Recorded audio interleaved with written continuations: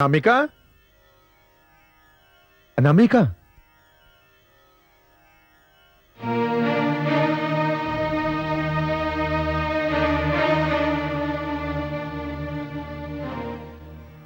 अनामिका दिखाई नहीं दे रही है। कहां गई वो? जी तुम्हारा मौन बहुत कुछ कह रहा है देवी। मैं जानता हूं अनामिका परशुराम से मिलने गई है, क्योंकि केवल अनामिका को ज्ञात है कि परशुराम कहां है और किस वन में है। यदि जानते हैं तो पूछ क्यों रहे हैं? इसलिए पूछ रहा हूं कि अनामिका मेरे मित्र प्रियव्रत की पुत्री है और उसकी देखभाल के लिए हम दोनों ही उत्तरदायी हैं। परशुराम भी हमारा ही पुत्र है। मेरा यह अर्थ नहीं था रेणुका, मैं कुछ और कहना चाहता था। अनामिका बहुत ही कोमल और भावुक कन्या है। मैं जानता हूं कि वो आपको बहुत अच्छी लगती है, मुझे भी बहुत अच्छी लगती है, परंतु पुत्र परशुराम ने जिस पथ पर पग धर दिया है न रेणुका, वो कांटों से भरी है। अपनी कोमलता के कारण अनामिका उस पथ पर परशुराम के साथ नहीं चल पाएगी। मैं नहीं चाहता कि मेरे परम मित्र की पुत्री भावुकता के वेग में कोई अनुचित निर्णय ले ले। मैं उसे रोकना चाहता हूं रेणुका। अब बहुत देर हो चुकी है गुरुवर, मैं निर्णय ले चुकी हूँ। क्या निर्णय ले लिया तुमने? कांटों भरे पथ पर आपके पुत्र राम का साथ देने का, उनके साथ चलने का। क्या तुम वही कहना चाहती हो जो मैं समझ रही हूँ? हाँ माताश्री, मैंने आपके पुत्र राम से गंधर्व विवाह कर लिया है। क्या? हाँ पिताश्री, मैंने जीवन के हर पथ पर आपके पुत्र का साथ निभाने की सौगंध ले ली है, और अब यदि आप मुझे रोकने का प्रयत्न करेंगे तो इसका अर्थ यह होगा कि आप मुझे अपने धर्म निर्वाह से रोक रहे हैं।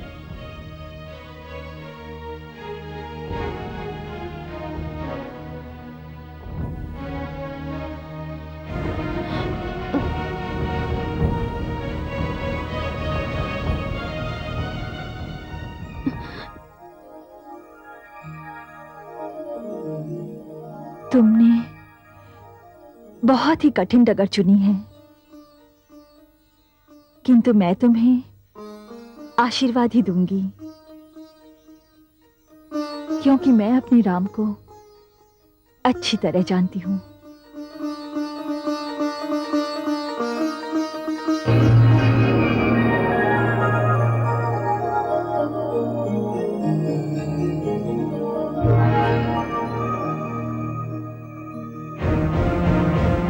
तुमने झूठ क्यों बोला?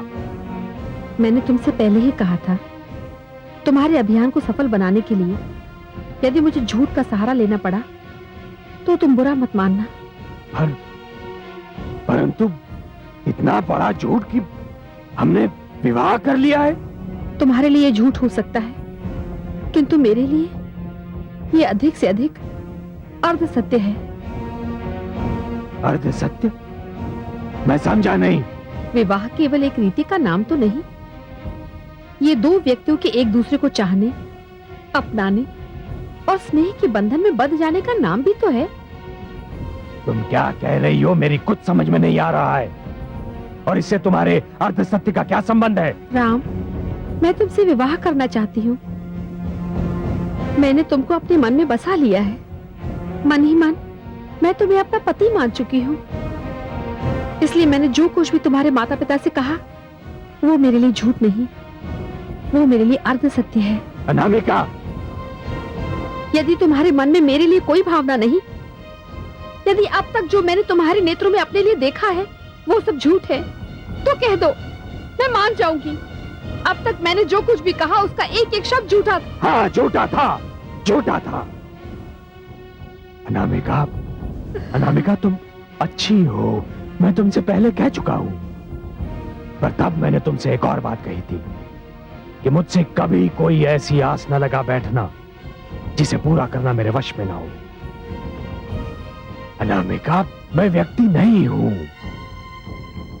मैं तो एक अभियान हूं, और जिस दिन यह अभियान समाप्त हो जाएगा उसी दिन मैं भी समाप्त हो जाऊंगा। तो फिर सुनो, मैं तुम्हारे अभियान की प्रेरणा बनकर रहूंगी। अभियान समाप्त होता है तो प्रेरणा अपने आप समाप्त हो जाती है।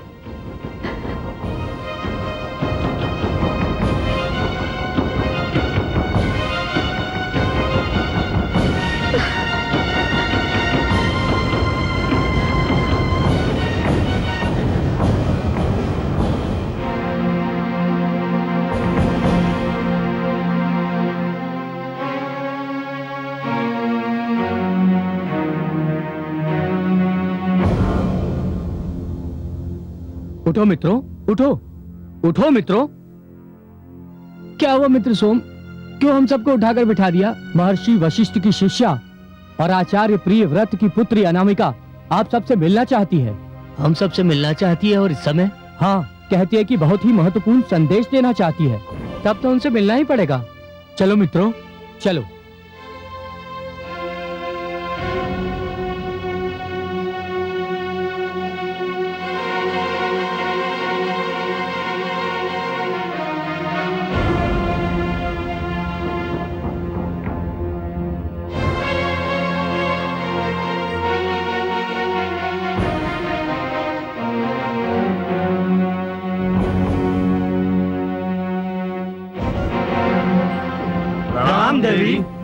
प्रणाम बंधुओं, मैं आप सबसे एक प्रश्न पूछना चाहती हूँ।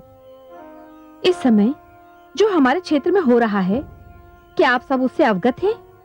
क्या आप जानते हैं कि हमसे शिक्षा प्राप्त करने का अधिकार छीना जा रहा है? क्या आप जानते हैं कि हे क्षत्रियों ने सहस्त्र अर्जुन की अगुवाई में कैसा उपद्रव मचा रखा है?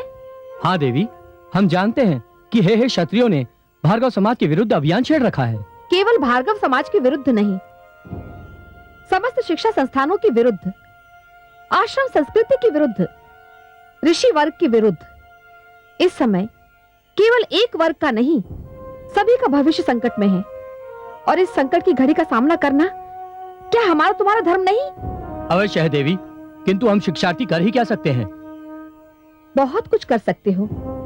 क्या तुमने जमदग्नि पुत्र परशुराम का नाम सुना है? हाँ, सुना है देवी, वे तो परमवीर हैं। वे भी आप लोगों की भांति ही शिक्षार्थी थे, किंतु जब समय ने उनके हाथ से पुस्तक छीनकर शस्त्र दे दिया, तो उन्होंने दुष्ट सहस्त्र अर्जुन के अत्याचार को समाप्त करने की प्रतिज्ञा कर ली। वे महावीर हैं, किंतु अकेले हैं। इस समय उन्हें आप लोगों के सहयोग की आवश्यकता है। यदि परशुराम को आप लोगों का सहयोग मिल जाए, यदि आप लोग इस अन्याय के विरुद्ध इस संघर्ष में उनका साथ दें, तो हम ये युद्ध अवश्य जीतेंगे। और इस युद्ध को जीतना हमारी आने वाली पीढ़ियों के लिए नितांत अनिवार्य है। बोलिए, क्या आप लोग इस बात से सहमत हैं? कहा है परशुराम देवी, हम अभी इसी समय उनसे मिलने को तैयार हैं। तो फिर आइए, चलिए मेरे साथ।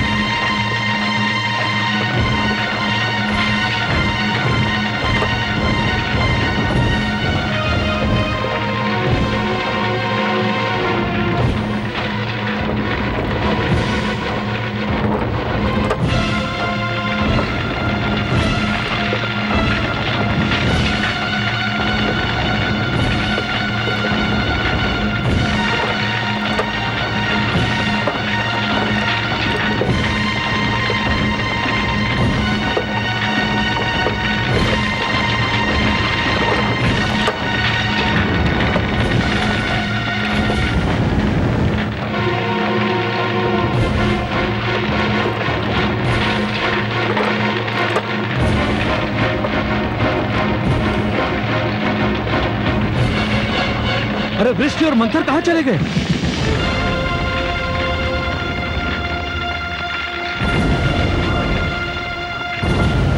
वो लोग जहां गए हैं अब तुम्हें भी वहीं जाना होगा।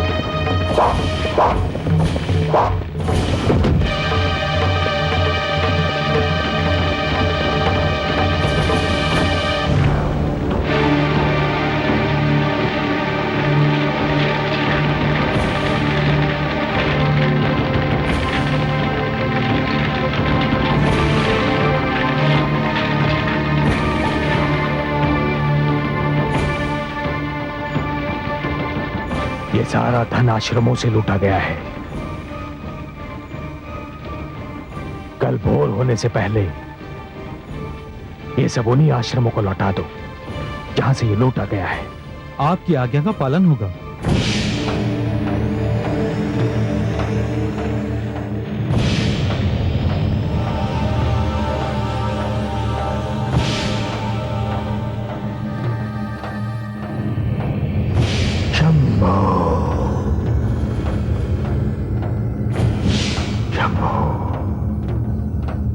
राजकोष लूट लिया गया। परशुराम, परशुराम के अतिरिक्त किसी को इतना साहस नहीं कि शस्त्र अर्जुन का कोष लूट सके। वो हमारी शक्ति को ललकार रहा है। यदि उसे तनिक भी ढील दी गई तो पानी सर के ऊपर हो जाएगा। परशुराम का अंत आवश्यक है। कठिनाई तो यह है महाराज कि कोई नहीं जानता कि अपने पिता ऋषि जमदग्नि से मतभेद के बाद परशुराम कहां जाकर छुप गया। स्वयं ऋषि जमदग्नि भी नहीं जानते कि उनका पुत्र कहां है।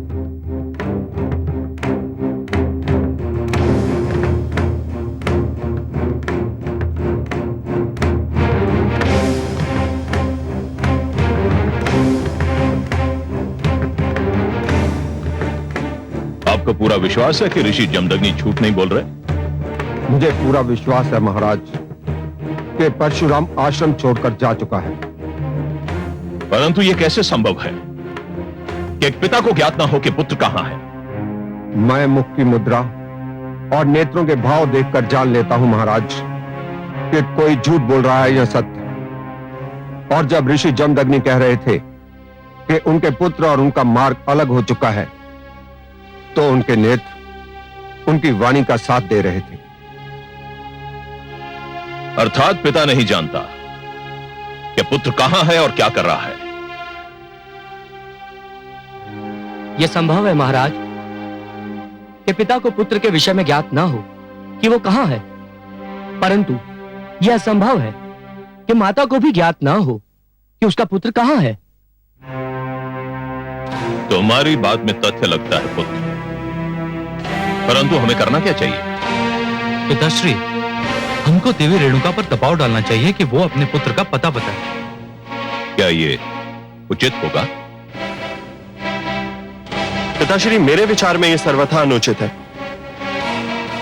मेरा अनुभव भी यही कहता है। पिताश्री, मेरे मस्तिष्क में एक विचार आया है। क्या? क्यों ना हम चारों जमदग्नि के आश्रम में जाएं और देवी रेणुका से पूछने का प्रयत्न करें कि परशुराम कहां छिपा है। नहीं पुत्र, यह मूर्खता होगी। तुम चारों पहचान लिए जाओगे और देवी रेणुका कुछ नहीं बताएगी। पिताश्री, हम राजकुमारों के रूप में नहीं जाएंगे, भेष बदल कर जाएंगे, कोई हमें पहचान भी नहीं पाएगा। जी पिताश्री, मुझे भी इस योजना में बल दिखाई देता है।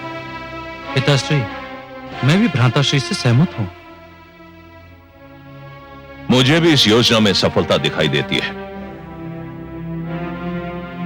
तुम चारों को मेरी ओर से अनुमति है, परंतु पुत्र, यह कार्य बहुत सतर्क और सचेत होकर करना पड़ेगा।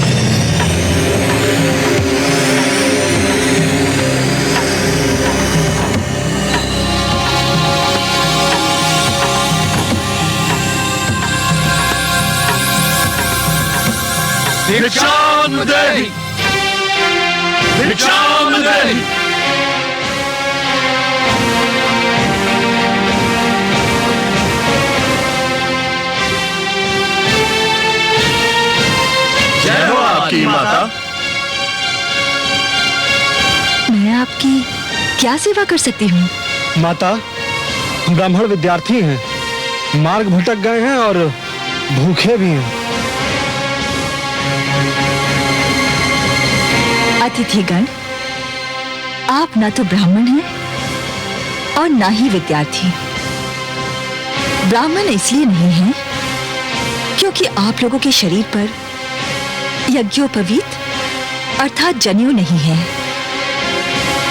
और विद्यार्थी इसलिए नहीं क्योंकि आप लोगों के मुख पर विद्यार्थियों के परिश्रम की नहीं, राजकीय ऐश्वर्य की झलक स्पष्ट दिखाई दे रही है। हाँ, मैं मान सकती हूँ कि आप मार्ग भटक गए हैं और आपको भूख भी लगी है। इस ऋषि की कुटिया में जो कुछ भी बना है उसे आप स्वीकार करें। मैं अपने पुत्रों के लिए भोजन बना रही थी। यदि आप उसे ग्रहण करेंगे तो मुझे प्रसन्नता होगी। अरे, मेरे पुत्र भी आ गए।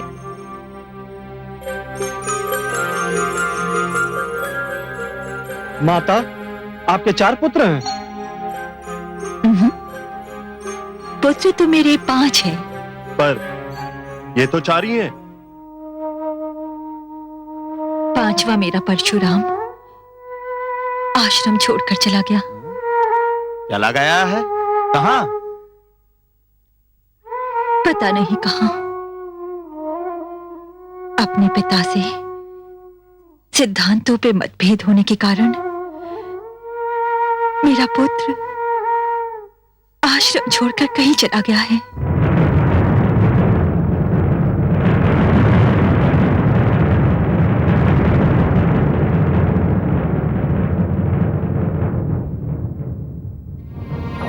पुत्र, ये अतिथिगण हमारी कुटिया में भोजन करके हमें धन्य करने आए हैं।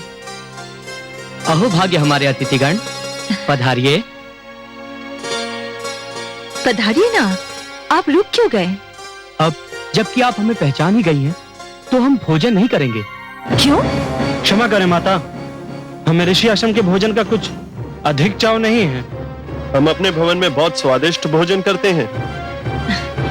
अच्छा, तो 56 भोग की इच्छा है आपको? 56 भोग? 56 भोग, और वो भी इस कुटिया में। पुत्र कलश, अनामिका से कहो कि सुशीला को ले आए। जी माताश्री। आइए।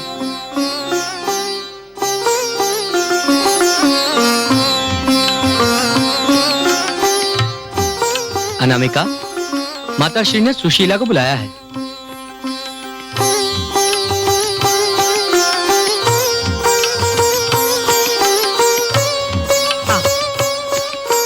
आइए।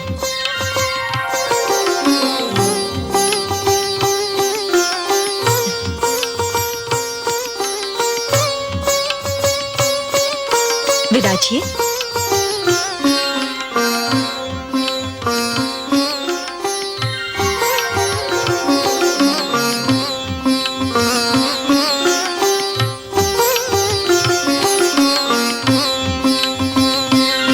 लीजिए, सुशीला आ गई। अब बताइए, कैसा भोजन भाता है आपको? हम समझ नहीं सके। समझने की आवश्यकता नहीं है, बताने की है। देवी सुशीला, हम अपने अतिथियों का सत्कार करना चाहते हैं और इन्हें बहुत ही स्वादिष्ट भोजन करने का अभ्यास है।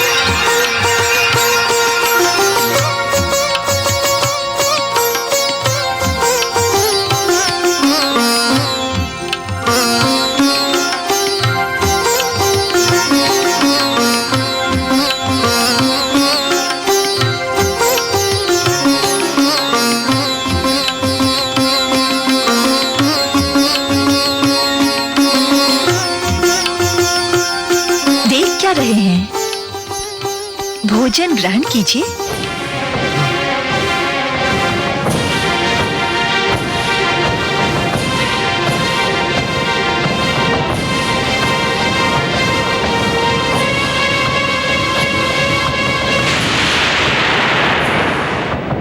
तो इसका अर्थ यह हुआ कि परशुराम हमारे क्षेत्र से कहीं दूर चला गया। उसे भय होगा कि हमारे सैनिक कहीं उसे पकड़ ना ले। यही लगता है पिताश्री। तुमने आसपास के क्षेत्र में उसे ढूंढने का प्रयत्न किया? हमने प्रयास भी किया और लोगों से पूछताछ भी की। परशुराम का कहीं पता नहीं। बहुत दिनों से वो कहीं दिखाई भी नहीं पड़ा है।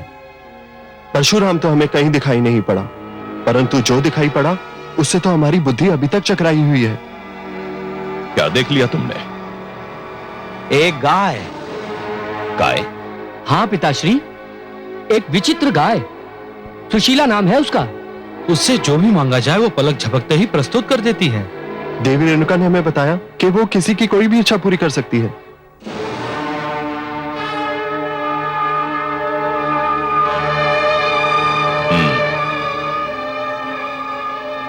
हो ना हो वो कामधेनु की बछिया होगी।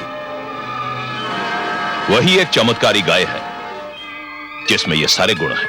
परंतु पिताश्री, ये कितने दुर्भाग्य का विषय है कि एक ऐसी चमत्कारी गाय एक ऋषि के आश्रम में रंभा रही है। उसे तो हमारे राजभवन में होना चाहिए। उस गाय को हमारे राजभवन की शोभा बनना चाहिए था।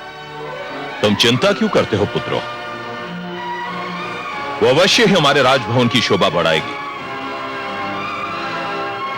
मैं अभी सैनिकों को आज्ञा देता हूं कि वो बलपूर्वक सुशीला को यहां ले आए।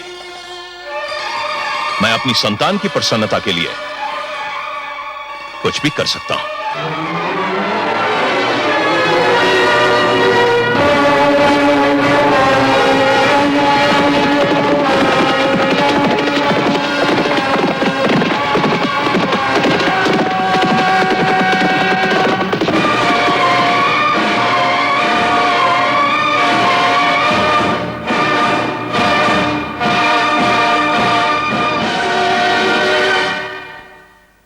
फिर आ गए सेनापति? चिंतित मत होइए ऋषिवर, आज हम आक्रमण करने या आश्रम फूंकने नहीं आए हैं। तो फिर क्यों आए हो यहां?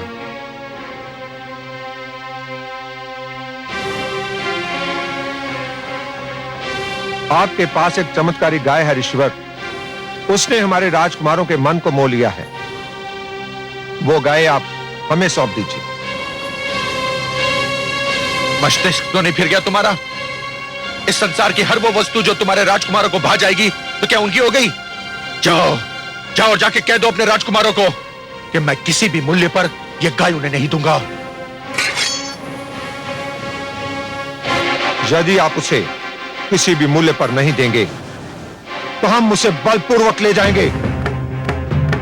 यह अन्याय मत कीजिए सेनापति, मत कीजिए। सैनिक, गाय खोल लो। छोड़ दो इसे, मैं इसे जाने नहीं दूंगी। छोड़ दो इसे, छोड़ हट जाओ। छोड़ दो इसे। मैं कहता हूं हट जाओ।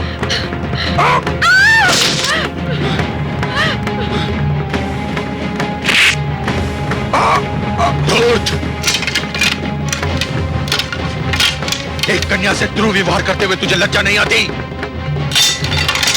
आज पहली बार मुझे आभास हुआ है अपने पुत्र के कथन के औचित्य का। वो सत्य कहता था, कभी कभी शस्त्र उठाना ही अहिंसा का सबसे बड़ा प्रमाण होता है। जाओ, चले जाओ यहां से। हट, चले जाओ।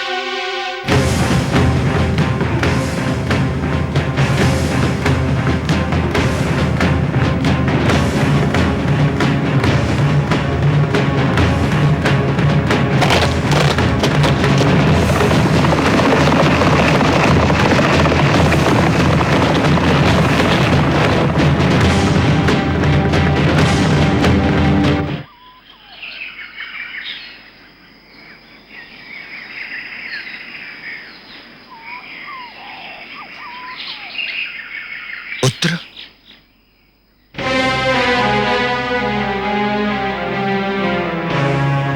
मुझे तुम्हारा ठिकाना अनामिका ने बताया। मैं तुमसे मिलना चाहता था। तो मुझे बुलवा लिया होता। नहीं पुत्र, मैं तुमसे कुछ कहना चाहता था, इसलिए स्वयं ही आना चाहता था।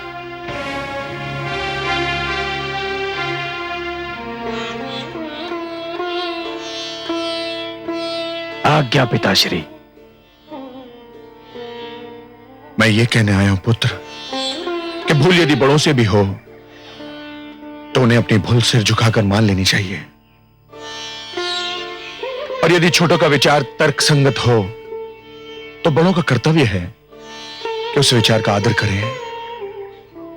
पिताश्री, मैं ठहरो, मेरी बात पूरी नहीं हुई। पुत्र, तुमने अहिंसा और कायरता के मध्य जिस सूक्ष्म अंतर का वर्णन किया था वो मैं अब समझ पाया हूं। तुमने ठीक कहा था पुत्र, अहिंसा यदि शत्रु को कायरता दिखाई देने लगे तो शत्रु का भ्रम तोड़ना अनिवार्य है। मैंने आज अपने सिद्धांत के विपरीत शस्त्र उठा लिया है और मैं उस पर लज्जित नहीं हूं। पिताश्री, मुझे हर्ष है कि आपने अपना सिद्धांत बदल दिया।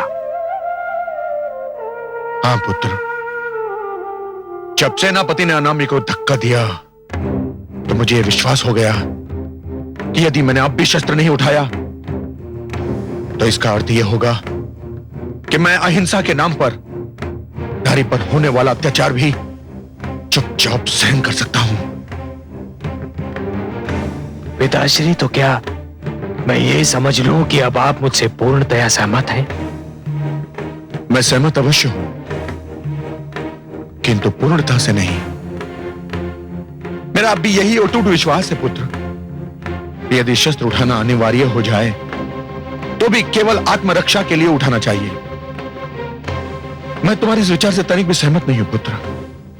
इस शस्त्र का प्रयोग आक्रमण के लिए किया जाए। परंतु पिताश्री, कभी कभी आक्रमण ही आत्मरक्षा का सर्वोत्तम उपाय सिद्ध होता है। आक्रमण केवल आक्रमण होता है और आक्रमण चाहे किसी पर भी हो, मैं उसका विरोध करता हूं। मुझे हर्ष है पिताश्री कि आप मेरे तर्क के महत्व को तो जान गए। एक दिन आप मेरी विचारधारा से भी अवश्य सहमत होंगे। बस शिव शंभो से यही प्रार्थना है कि इसे समझने में अधिक विलंब न हो।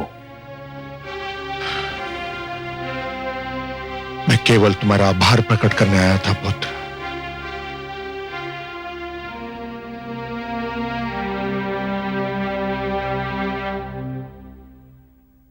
तुम अपनी असफलता की एक और कहानी सुनाने लौटे हो। भूल मेरी थी, मुझे यह कार्य तुम्हें सौंपना ही नहीं चाहिए था। यह बात नहीं है महाराज। यह सोचकर कि परशुराम आश्रम से जा चुका है और वहां जो लोग हैं वो निशस्त्र हैं। मैं अपने साथ वहां कोई सेना की बड़ी टुकड़ी लेकर नहीं गया था। मेरे साथ केवल 3-4 सैनिक ही थे। तो क्या हुआ? कहते सैनिक पर्याप्त नहीं थे? मैं भी यही समझता था महाराज, किंतु मेरे देखते ही देखते ऋषि जमदग्नि ने शस्त्र उठा लिए। क्या ऋषि जमदग्नि ने शस्त्र उठा लिए? परंतु वो तो इसके विरोधी थे। यह सर्वदा सत्य है महाराज, और इसी विषय को लेकर उनका अपने पुत्र परशुराम के साथ मतभेद भी हुआ था। किंतु मुझे लगता है अब उनके विचारों में परिवर्तन आ चुका है।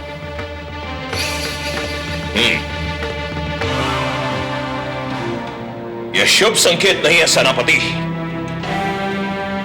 और इस पर रोकथाम लगाना आवश्यक है। मैं सुशीला को छीनने ऋषि जमदग्नि के आश्रम में स्वयं जाऊंगा। तुम जा सकते हो महाराज।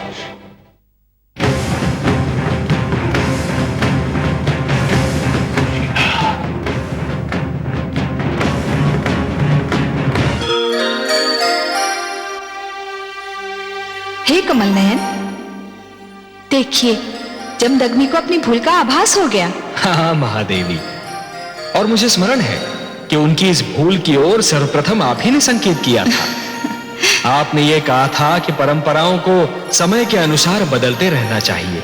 हाँ कमल नयन, मैंने ऐसा इसलिए कहा था क्योंकि मैं जानती हूँ कि परंपराओं को यदि समय, परिस्थिति और तर्क की कसौटी पे ना कसा जाए तो वो मात्र रीति बन के रह जाती हैं। न केवल रीति बनकर महादेवी, वरन उनमें रूढ़िवादिता और कट्टरता का भी समावेश हो जाता है, जो मानव की प्रगति के लिए हानिकारक है। महादेवी, सिद्धांतों में लचक होना आवश्यक है। जीवन केवल किसी एक सिद्धांत से नियंत्रित नहीं हो सकता। जीवन के सहस्रों रंग होते हैं। विभिन्न परिस्थितियों में जीवन के विभिन्न मार्ग होते हैं। आपके शब्द जीवन के सत्य का दर्पण है कमल नयन। सिद्धांतों में लचक होना आवश्यक है। और प्रगति में सबसे बड़ी रुकावट तभी उत्पन्न होती है महादेवी, जब मानव प्राचीन डगर से हटना नहीं चाहता, जब वो नई विचारधाराओं से भयभीत हो जाता है। महादेवी, मानव जाति को यह समझ लेना चाहिए कि केवल एक ही वस्तु है जो सदा रही थी और सदा रहेगी भी। वो वस्तु ऐसी है जो अमर है, जो अनंत है, और उसका नाम है परिवर्तन। महादेवी परिवर्तन ही है जो सदैव होता रहा है और सदैव होता भी रहेगा, क्योंकि परिवर्तन ही मानव जाति की प्रगति का रहस्य है। से करता है।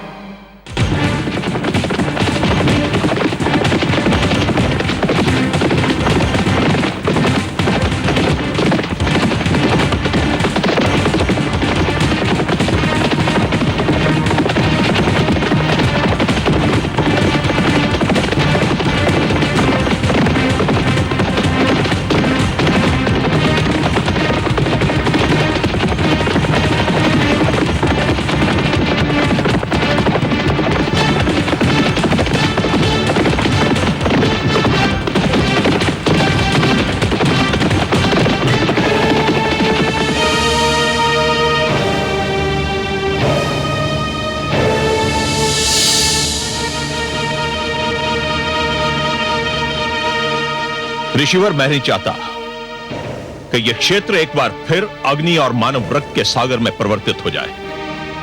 मैं यह भी नहीं चाहता कि हमारा खड़ग एक बार फिर मानव वृक्ष से अपना मुख लाल करे। मैं यह भी जानता हूं कि आप भी यह नहीं चाहते होंगे। मैं ऋषि हूं और ये मेरे विद्यार्थी हैं। अहिंसा मेरा परम धर्म है और मैं उसी धर्म की शिक्षा इन्हें भी दे रहा हूं।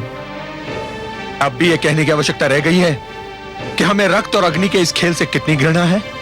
यह खेल बंद भी हो सकता है ऋषिवर, मैं युद्ध विराम भी कर सकता हूं, परंतु यदि आप चाहे तो।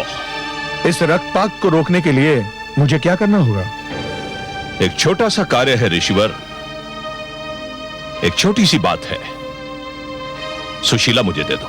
तुम ये संदेश पहले भी मुझे भेज चुके हो और मुझे पूर्ण विश्वास है कि तुम्हें अपने संदेश के लिए मेरा उत्तर भी तुम्हें मिल चुका होगा। एक पशु एक गाय के लिए इतना बड़ा संकट मोल ले रहे हो ऋषिवर? प्रश्न एक पशु का नहीं, प्रश्न एक सिद्धांत का है सहस्त्रार्जुन। सिद्धांत? कैसा सिद्धांत? सहस्त्रार्जुन, हमने अपने पुरखों से जो शिक्षा पाई है और हम अपनी नवयुवक पीढ़ी को जो शिक्षा देते हैं, उसके अनुसार जो राजा होता है, जिसके हाथों में सत्ता होती है, उसे स्वयं को प्रजा की संपत्ति और प्राणों का रक्षक सिद्ध करना होता है। उनका स्वामी नहीं, उसके विशेष अधिकार अवश्य होते हैं, किंतु वो प्रजा के अधिकारों का हनन नहीं कर सकता। तुम्हारे राजकुमार को यदि सुशीला भाग गई थी तो उन्हें हमसे विनती करनी चाहिए थी, हमसे प्रार्थना करनी चाहिए थी। विनती? प्रार्थना?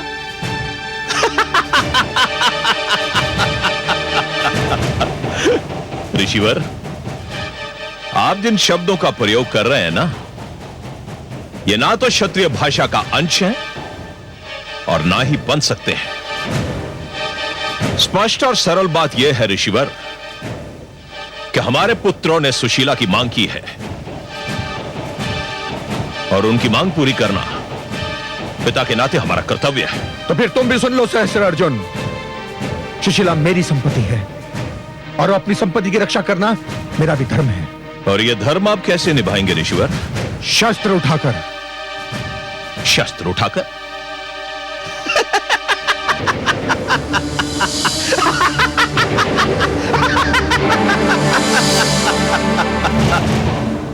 यह समाचार मैंने भी सुना था ऋषिवर, और सुनकर आश्चर्यचकित रह गया था कि शांति और अहिंसा की शिक्षा देने वाले ऋषि जमदग्नि ने अपने धर्म से विमुख होकर शस्त्र उठाने का निर्णय लिया है। अच्छा,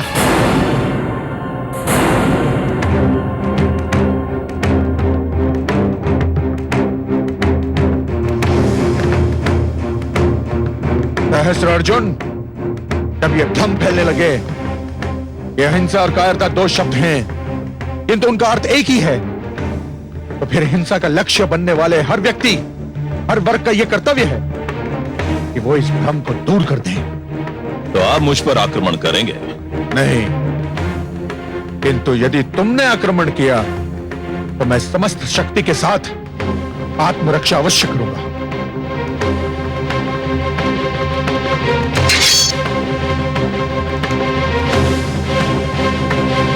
तो फिर संभलिए ऋषिवर, और क्षत्रिय को ललकारने का परिणाम भी देख लीजिए।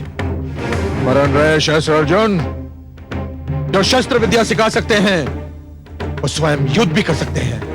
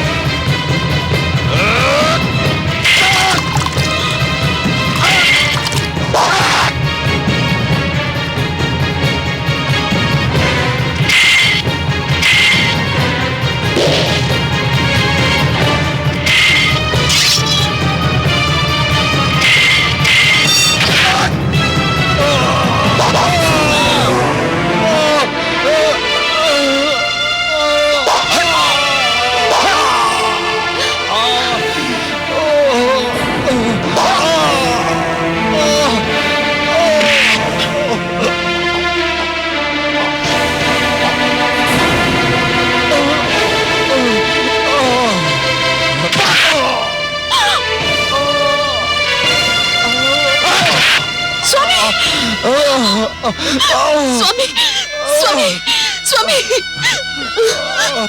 स्वामी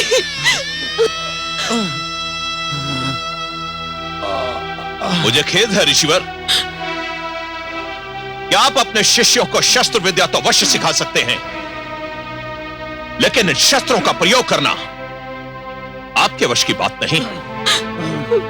आचार्य होना और बात है और योद्धा होना और बात।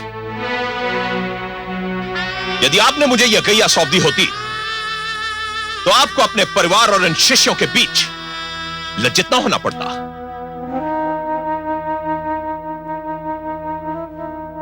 हाँ?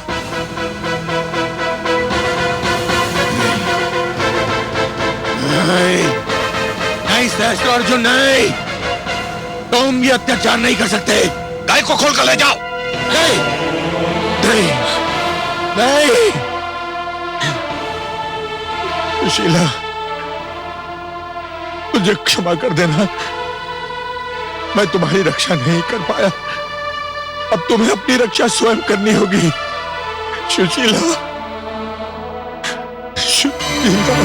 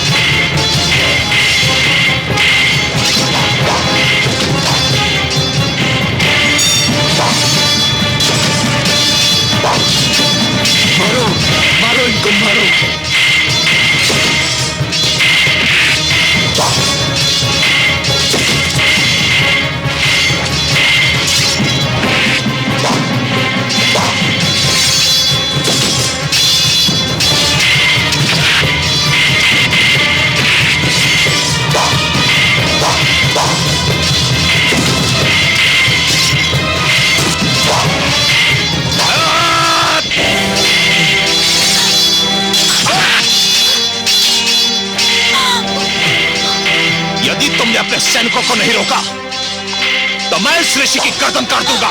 नहीं सुशीला, तुम मेरे प्राणों की चिंता मत करो, मत करो। मैं धमकी नहीं दे रहा। यदि तुमने तनिक भी विलंब किया तो जो मैंने कहा है मैं कर दिखाऊंगा। नहीं, तुम अपना कार्य करो, मेरे प्राणों की चिंता मत करो सुशीला, मेरे प्राणों की चिंता मत करो, मत करो।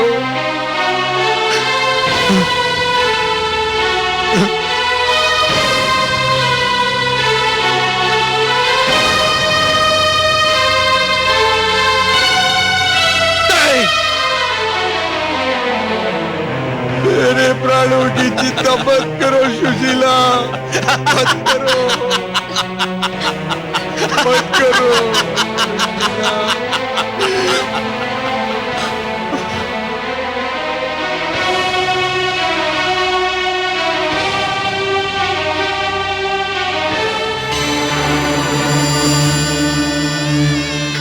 मत करो सुशीला, मत करो, मेरे प्राणों की चिंता मत करो, इन्हें वापस मत बुलाओ सुशीला। सैनिकों, इस कैया को खोल लो। सुशीला, सुशीला।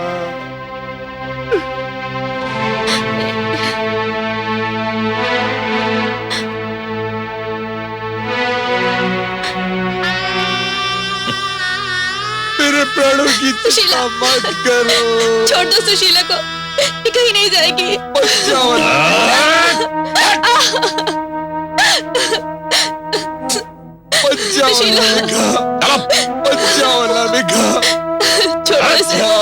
छोड़ दो सुशीला को, छोड़ दो। बच जाओ अनामिका, बच जाओ। चलो। अनामिका को रोको। सुशीला, सुशीला, सुशीला, सुशीला, सुशीला, सुशीला, सुशीला। स्वामी, स्वामी, स्वामी, पुत्र, स्वामी, स्वामी क्या हुआ?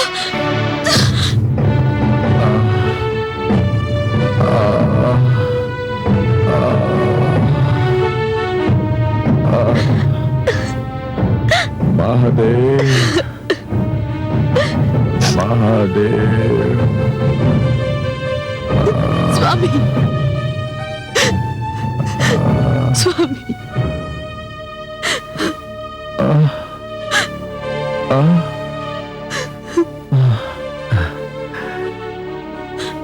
परशुराम, पुत्र तुम सत्य कहते थे। आवश्यकता पड़ने पर शस्त्र केवल आत्मरक्षा के लिए नहीं,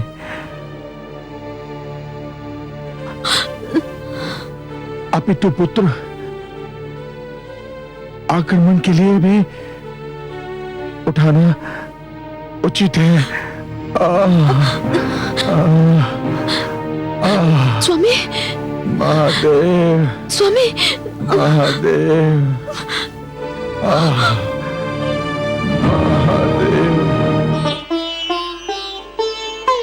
क्या हो गया है दुष्ट सहस्रार्जुन को? भोली भाली गौ सुशीला को छीन कर ले गया। ये तो घोर पाप है। महादेवी, ये घटना केवल एक गाय को छीनने तक सीमित नहीं है। तनिक ध्यान से देखिए, आज जो कुछ हुआ वो उन घटनाओं का संकेत है जो आने वाले युगों में घटने वाली है।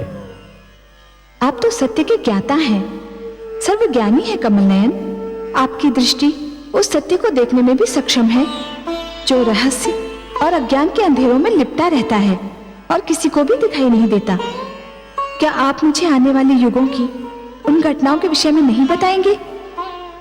क्यों नहीं महादेवी, आप तो जगत माता है।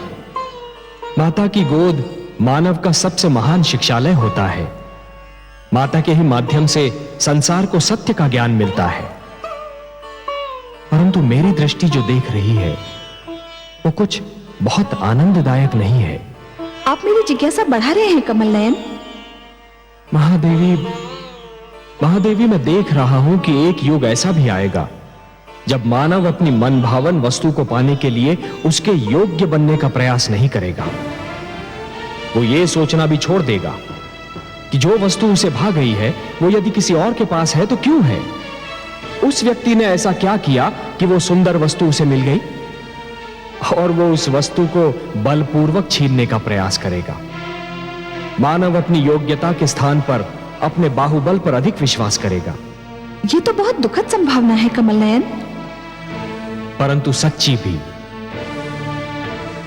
वो युग आएगा महादेवी, वो युग आएगा जब मानव अपने लक्ष्य को प्राप्त करने के लिए परिश्रम और चिंतन के कठिन मार्ग को छोड़कर ईर्ष्या से प्रेरित छोटे छोटे मार्गों को अपनाएगा, जिससे वो शीघ्रातिशीघ्र अपने लक्ष्य को प्राप्त कर ले। तब तो मानव का उत्थान पतन में बदल जाएगा। हाँ महादेवी, श्रम, चिंतन और ज्ञान का लंबा मार्ग छोड़कर जो भी व्यक्ति पगडंडियां ढूंढेगा वो अपने लक्ष्य को प्राप्त करने के उपरांत भी प्यासा ही रह जाएगा, क्योंकि उसे यह ज्ञात हो जाएगा महादेवी कि जिस लक्ष्य को उसने प्राप्त कर लिया है वो उस लक्ष्य के योग्य था ही नहीं। और महादेवी, ऐसा व्यक्ति उस लक्ष्य को अधिक समय तक संभाल नहीं पाएगा और ना ही उससे वो उचित लाभ उठा पाएगा जो एक योग्य, ज्ञानी और श्रमशील व्यक्ति उठा पाता। महादेवी, सहस्रार्जुन अपने पुत्रों को प्रसन्न करने के लिए सुशीला गाय को बलपूर्वक ले तो आया है, परंतु स्वयं सहस्रार्जुन और उसके पुत्र उसके योग्य नहीं है।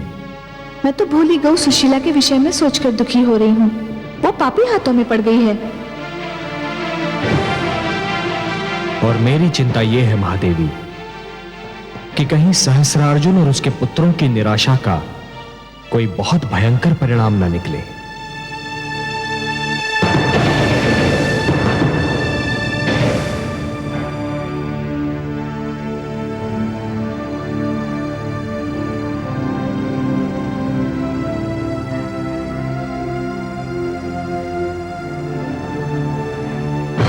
मेरे राजकुमारों, मेरे पुत्रों, मैंने तुम्हारी मनोकामना पूरी कर दी है। तुम्हें ऋषि जमदग्नि की गाय सुशीला भागी थी ना।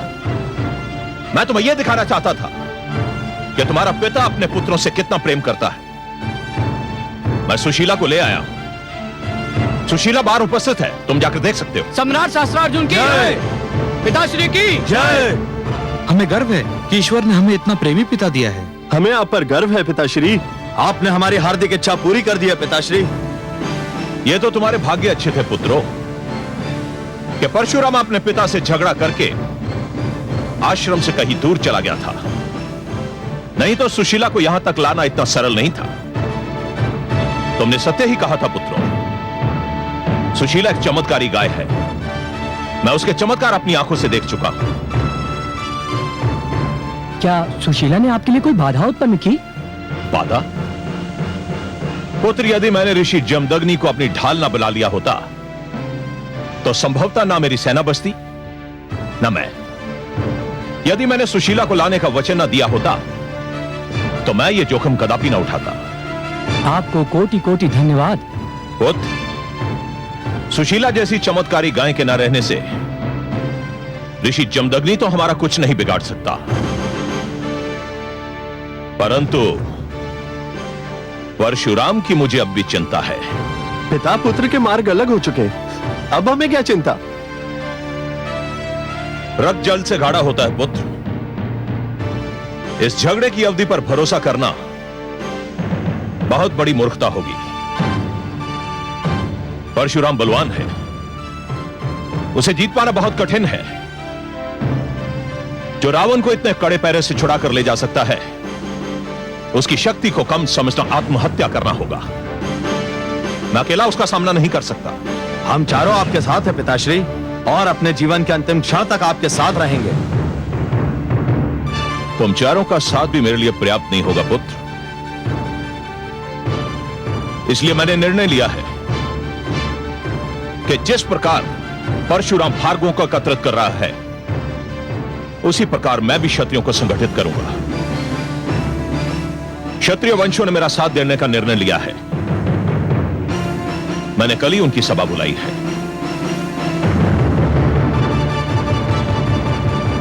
चलो भैया, पहले सुशीला के दर्शन तो कर लिए जाएं। चलो चलो चलो चलो।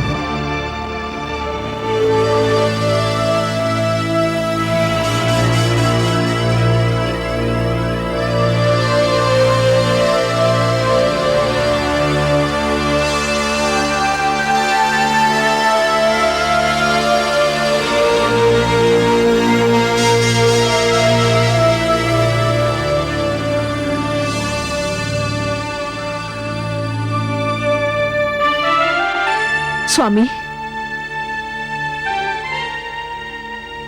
स्वामी, क्या है? मुझे ये बताया गया है कि आप ऋषिवर जमदग्नि के आश्रम से सुशीला नामक गऊ का अपहरण कर ले आए हैं। आपने ठीक ही सुना महारानी। क्या मैं जान सकती हूँ कि ऐसा क्यों किया गया है? आप ये क्यों जानना चाहती हैं? मैं भी माता हूँ, गऊ भी माता होती है। क्या एक माता का दूसरी माता के विषय में चिंतित होना अस्वाभाविक है? मैं जानना चाहती हूँ कि सुशीला को अपहरण करने की क्या आवश्यकता थी? सुशीला हमारे पुत्रों को भागी थी महारानी, और उनकी इच्छा थी कि उसे यहां लाया जाए, क्योंकि उस गऊ का स्थान राजा का भवन है, ऋषि का आश्रम नहीं।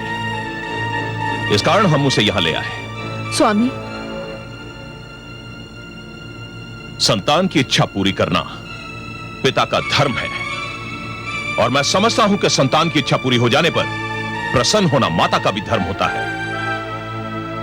संतान को उनके अधिकार और कर्तव्य की पहचान कराना उसकी माता और उसके पिता दोनों का धर्म है। संतान को जीवन का वो अनुभव नहीं होता जो माता पिता को होता है।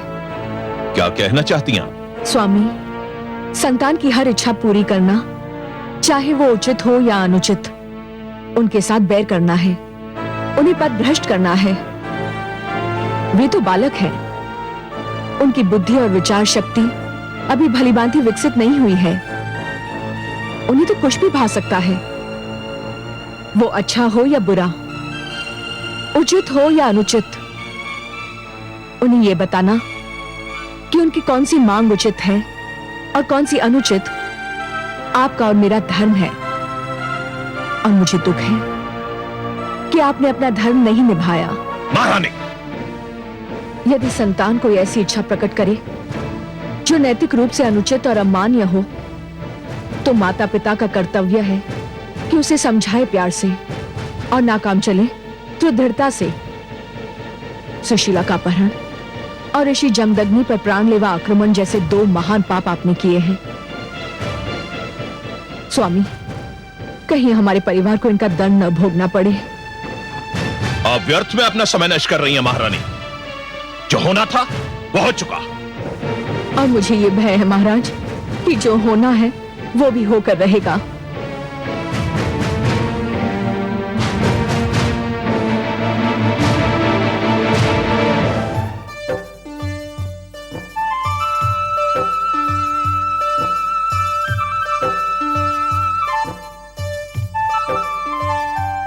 अहो भाग्य हमारे, जो आपने अपने दर्शन दिए। हमारे राजभवन पधार कर आपने हमें कृतार्थ किया देवी। आपने जब हमें आश्रम में 56 भोग का स्वाद चखाया था, हमने उसी समय आपकी महानता के समक्ष शीश नवा दिए थे। जिस प्रकार आपने आश्रम में हमारी इच्छा पूरी की थी, ठीक उसी प्रकार आज भी हमारी इच्छा पूरी करने की कृपा करें। हम चारों भाइयों के लिए 4 ऐसी सुंदर कन्याएं प्रकट करो जिनका यौवन मदिरा के कलश की तरह छलक रहा हो, जिनके मुख चंद्रमा और केश श्रावण की काली घटाओं के समान हो। परंतु ठहरो, सुरा के बिना सुंदरी का क्या आनंद। हमें ऐसे सुरा कलश ला कर दो जिन्हें पीकर हम संसार के सारे दुख भूल जाएं। इतना विलंब देवी? रेणुका के कहने पर तो आपने पलक झपकते ही स्वादिष्ट भोजन का प्रबंध कर दिया था। हाँ देवी, ऐसा स्वादिष्ट भोजन तो आज तक हमें अपने राजमहल में भी नहीं मिला।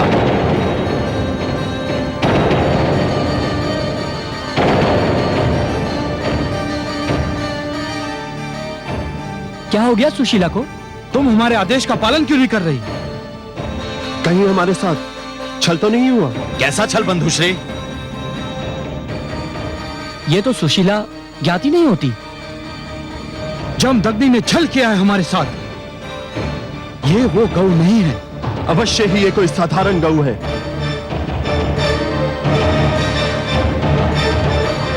ए गौ, हम तुझे अंतिम अवसर देते हैं, हमारी इच्छा पूरी कर दे, नहीं तो शंभो! दुष्टों, यदि गौ माता को हाथ भी लगाया तो आप लोगों के मृत शरीर धरती पर पड़े दिखाई देंगे। कितने निर्लज्ज और निर्दयी हो तुम लोग। गौ जैसे एक भोले भाले पशु पर अत्याचार कर रहे हो। ये अपना चमत्कार नहीं दिखा रही है। हमारी कोई इच्छा पूरी नहीं कर रही। हमें वो नहीं दे रही जो हम चाहते हैं। मूर्ख, ये पवित्र गौ है। ये वही भेंट करती है जो पवित्र होता है। तुम दुष्कर्मियों की अपवित्र और अनैतिक इच्छाएं ये पूर्ण नहीं करती। ये तो अपवित्र स्थान पर रहना भी सहन नहीं करती। मैं तुम्हें इस कर्म का दंड अवश्य देता, परंतु गौ माता सुशीला की उपस्थिति में मैं कोई हिंसक कार्य नहीं करना चाहता। मैं तुम लोगों को अंतिम बार क्षमा कर रहा हूं। ध्यान रहे।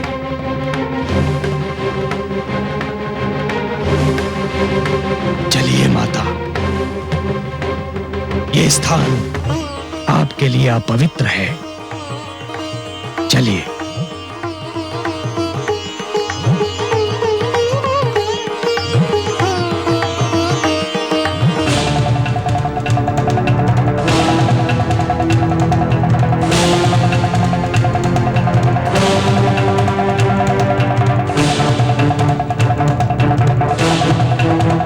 दंड तो अब हम तुझे देंगे परशुराम।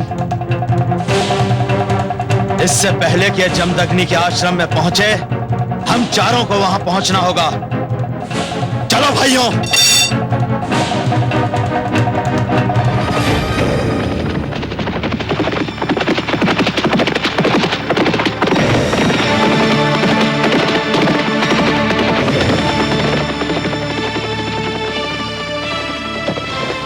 क्षत्रिय कुलभूषण राज श्री विश्वामित्र को सूचना दीजिए कि क्षत्रिय सम्राट शस्त्रार्जुन उनसे भेंट करना चाहते हैं। पधारिए सम्राट। गुरुवर संध्या वंदन में व्यस्त हैं। मैं अभी जाकर उन्हें सूचित करता हूँ।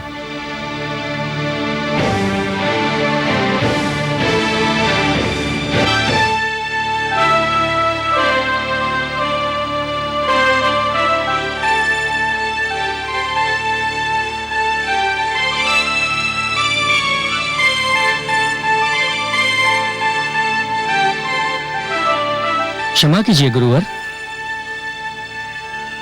कहो वत्स।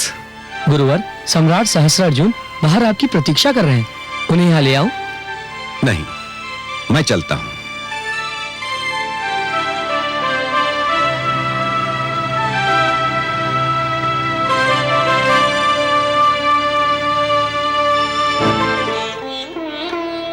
प्रणाम महाराज ऋषि विश्वरथ।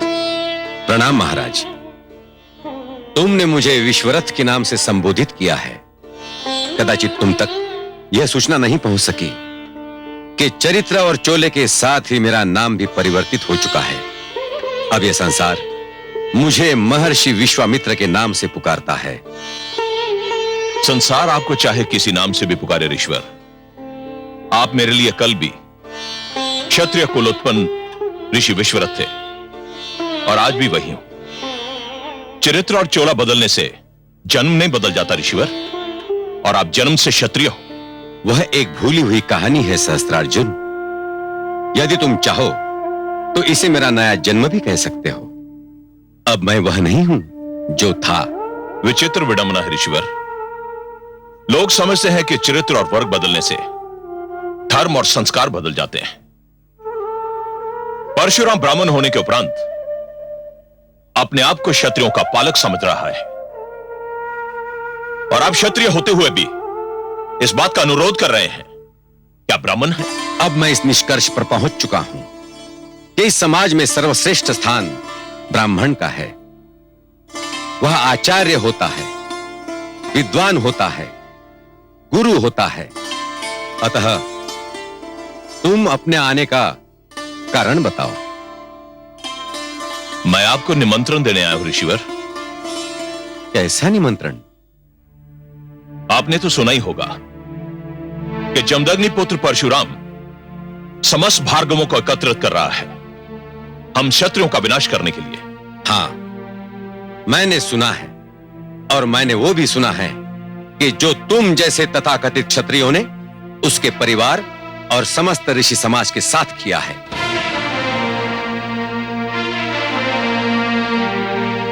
मैंने जो कुछ भी किया है ऋषिवर, वह क्षत्रिय समाज की प्रभुसत्ता स्थापित करने के लिए किया था, और जो कुछ भी करूंगा उसी उद्देश्य के साथ करूंगा। मैं आपको न्योता देने आया ऋषिवर कि आप क्षत्रिय समाज के पुनर्गठन में मेरा सहयोग दें। तो तुम मुझसे जाति के नाम पर सहयोग मांगने आए हो? यही समझ लीजिए ऋषिवर। तब तो मुझे खेद है सहस्त्रार्जुन कि मैं तुम्हें निराश ही करूंगा। मैं जातिवाद के पक्षपात को मानव समाज की प्रगति की राह का सबसे बड़ा रोड़ा समझता हूं। हे सहस्त्रार्जुन, तुम्हारे पिता श्री कृतवीर्य एक महान व्यक्ति थे, और भगवान दत्तात्रेय ने भी तुम्हें प्रसन्न होकर सहस्त्र बाहुओं का बल दिया था। वो इसलिए नहीं कि तुम्हारे सहस्त्र बाहु अत्याचार के सहस्त्र द्वार खोल दे।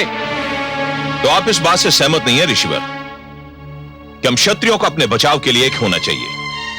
तुम आक्रमण को बचाव कहते हो, अत्याचार को आत्मरक्षा समझते हो। नहीं सहस्त्रार्जुन, मैं तुमसे तनिक भी सहमत नहीं। तुम आज किस मुंह से क्षत्रिय एकता की बात कर रहे हो? क्या तुम भूल गए कि तुमने स्वयं 25 क्षत्रिय राजाओं का वध किया था? मेरा तुम्हें यह परामर्श है कि वो डगर छोड़ दो जो विनाश की ओर जाती है। जाओ, चले जाओ यहां से। मैं तुम्हारे लिए कुछ भी नहीं कर सकता।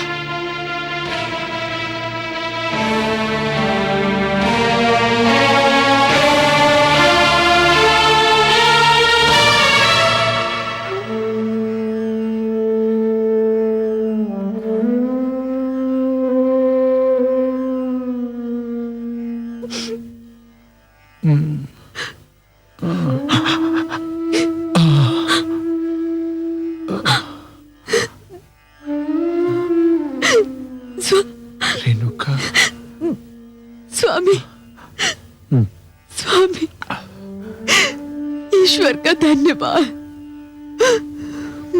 रेणुका, मेरा राम, मेरा परशुराम कहाँ है? किधर गया है? स्वामी, दुष्ट शास्त्रार्जुन सुशीला को लेकर चला गया है, और परशुराम उसी को लेने गया है। रेणुका, स्वामी, रेणुका, स्वामी, मेरे शिष्य और मेरे शेष पुत्र तो घायल नहीं हुए ना रेणुका? आप चिंता न करें स्वामी, उनके घाव साधारण हैं। मैंने उन्हें विश्राम करने का आदेश भी दे दिया है। वे विश्राम कर रहे होंगे। ईश्वर का धन्यवाद कि आप मूर्छा से बाहर आ गए। आपको मूर्छित देखकर मैं तो घबरा ही गई थी। पहले मूर्छित देखा था, अब मृत देखोगी। तुम्हारे पुत्र परशुराम ने हमारा अपमान किया था। हमारा अपमान किया तो जान लेगा कि हमारा अपमान करने का परिणाम क्या होता है।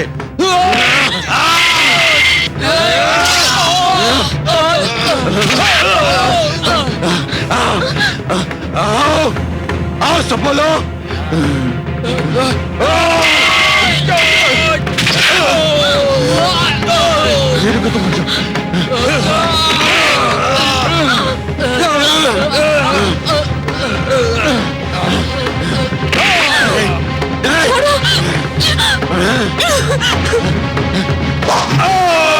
Ah!